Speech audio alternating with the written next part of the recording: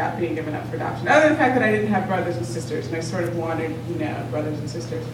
But I ended up, through a very strange set of circumstances, in the office of a particular type of psychoanalyst who said, Denise, you've got to have some feelings about that. And I'm like, are you kidding me? Like, as much as I know that I was raised in a better socioeconomic environment, I got to go to a better school, I'm really glad my mother didn't keep me, because had I stayed with her, well, anyway, I figured out what I knew about her, if I stayed with her, my life would be like the rest of my sister's life, who I met them all when I was 30. I mean, they're perfectly nice people, but I lucked out into a better socioeconomic system, much better educational. So I didn't think that I felt bad about it. And this particular woman that I was doing some work with kind of just kept at me. And then finally I realized it wasn't about the fact that I didn't feel bad now when I was an adult. It was about how I felt the day she gave me up. How I felt as the infant who was being given away. And if I could feel those feelings by putting myself back in that situation, then actually I would work through those feelings. And I will tell you, I wouldn't be standing here today if I hadn't gone through that process. Because it was being able to realize that at 3 days old, or at 1 month old, I wanted my mother. And I was miserable, in an infant sort of way. And I didn't have this intellectual explanation to put over. So what I've worked with my clients to do is carefully and gently take them back so they can feel the original feelings in the context that they originally occurred. And I think that creates actually a healing process where then they don't affect you so much.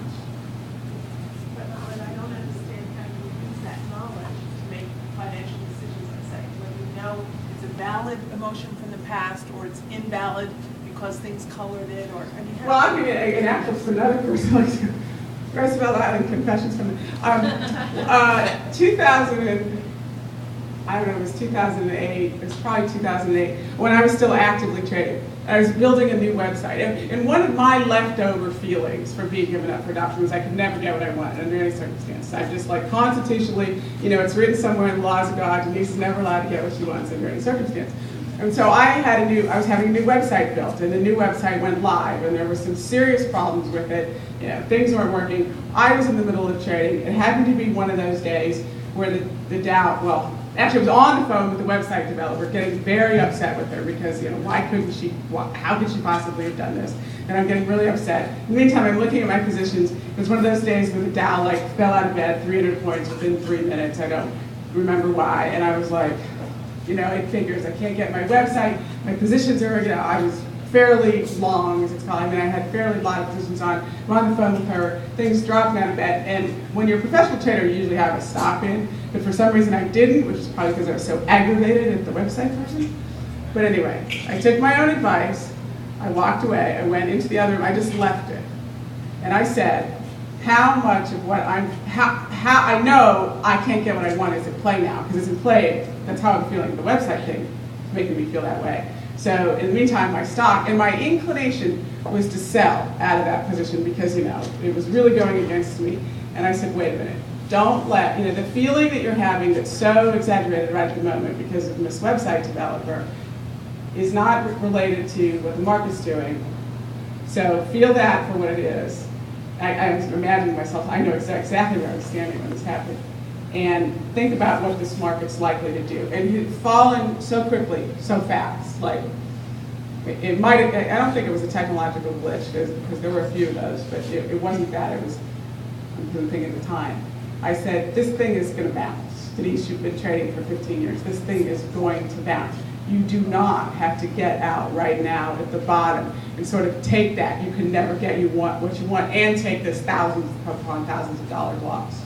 And I was able to realize that feeling was operating all right then and there and say, okay, I'm definitely feeling it, but the market's also probably likely to bounce. I ended up making money on the trade at the end of the day.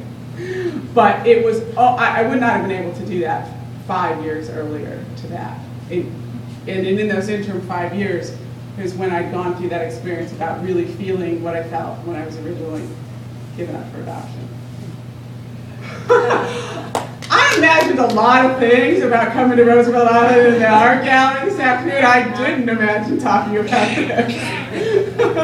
But I will tell you, there's a bunch of stories in the book about of real traders who have come to see that the way they're feeling while they're looking at the market is exactly how their father made them feel when they were in 5th grade, is exactly how their older brother made them feel when he was the better athlete. I have story after story after story, and there's 5 or 6 of them in the book. Alonka. Excuse me, this is really not a question. It's more of just because I've been reading your book. I'm 3/4 of the way through. I'm riveted by the details of it. I'm enjoying the fiction of it. Thank you. I love a love story. And I'm also enjoying the simple fact of what people don't realize. There's a subplot in your book. There's a subplot that's going on in our lives. And I think because of the work I do, it is changing the semantics. Emotion used to be a very bad word. And it was very feminine, by the way. And here this book is written by a very feminine woman who's incredibly intelligent with a great sense of humor and is painfully honest today. Kudos to you. A very feminine move as well, but I look around in your audience, you have a very strong male present. So I think the subplot that I wanted to share that I'm gathering from the book is just not validation that I've always been comfortable with my emotions. I feel they're a gift. If we pay attention, we actually learn more self-awareness than not. And when been told in the past, certainly you can be emotional, I've never hid my emotions. You never have to guess where I'm coming from. And anyone who's been in the council meeting with me knows I'm either annoyed or I'm thrilled for you. There's no second guessing. But I'm proud of my emotions, and I'm proud of the self-awareness and the discoveries that I don't think I'm going to go quite down the road you just did, but there's been discoveries. But I think more the subplot in your book is the changing of semantics, and I'm probably picking back on all of you, is that emotion as a bad word is changing. Feelings is not quite the esoteric kumbaya, we should all hold hands, that we have feelings, and they're valid, for whatever the reasons are. Self-awareness creates substance, which will add to the quality of our decisions. And I think part of what I'm enjoying with your book, and is why I wanted to make this a statement, this is not a male-female issue, this is our society truly changing in front of us, and it's mostly done through language. And we don't really understand language because we use it every day. But if you take another step back, it's the semantics of it. And therefore being emotional, having feelings, using it for your judgment call, whether you're male or female, has not made you less or more, it has made you more self-aware. So personally, I just really wanted to take this moment to say thank you for that. You're welcome. You're welcome. And I think that's actually a great point to end, and I'll stay around to ask questions. But really, when it's all said and done, I wrote the book to change the language. I wrote the book to say, the science shows you have to have emotion to make a decision. We're all doing it whether we know it or not. So let's take the next step and let's get analytical about it. Let's start to use it for our advantage. Let's start to change the terminology around it, because we can't fight the science about it anymore. And where we're not doing it, it's hurting us. Where we're not doing it, it's actually making us take more risks. It's actually making us make worse decisions. It's actually making us look back and say, what was I thinking? Why did I do that? So at the end of the day, I really did write it to change the conversation about emotion and decision making. I so much appreciate you all being here. I hope I'll still answer questions. Let's get some wine. I need some water. And I'm not going anywhere. Okay. You absolutely, this doesn't have very much to do with the topic of emotions, finance. It has to do with the magical space that you're in. I'm Arlene Jacoby, and I started the gallery, and when you heard what was happening to you, you didn't mean to talk about yourself, but that's what happens in me. So I just want to tell you. Well, thank you for having me. Thank you for running this lovely space. And Barbara.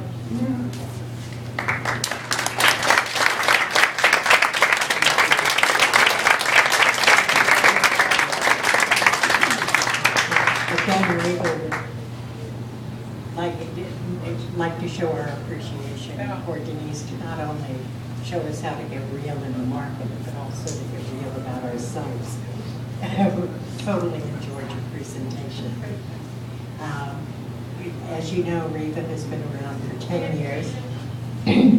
we've been around for about 10 years in the gallery. And as you all know, we have probably every 6 weeks or so, we change our shows or our exhibitions. And want to invite all of you to come and enjoy our next exhibition. Is going to be one of our annual favorites.